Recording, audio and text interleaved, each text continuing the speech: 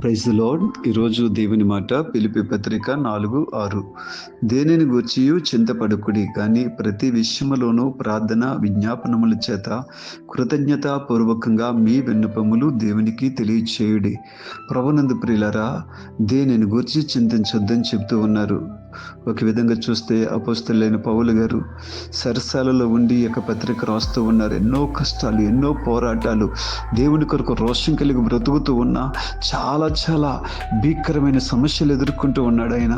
అలాంటి పరిస్థితుల్లో ఉండి ఆయన ఈ మాటలు చెబుతూ ఉన్నాడు, దేనిని గురించి చింతించొద్దని. ఆయన ఖచ్చితంగా దేవుని మీద ఆధారపడి నడుస్తూ ఉన్నారు కనుకనే ఆయన ధైర్యంగా ఈ మాట చెప్పగలుగుతూ ఉన్నారు. మనం చేయాల్సిన పని ఒకే ఒకటి, ప్రార్థన విజ్ఞాపనముల చేత కృతజ్ఞతాపూర్వకంగా మన విన్నపాలు దేవునికి తెలియచేయడమే. జస్ట్ దేవునితో మాట్లాడితే చాలు, మన చింత యావత్తు ఆయన మీద వేస్తే చాలు. ప్రభునందు ఆనందంగా ముందుకు సాగిపోదాం. God bless you.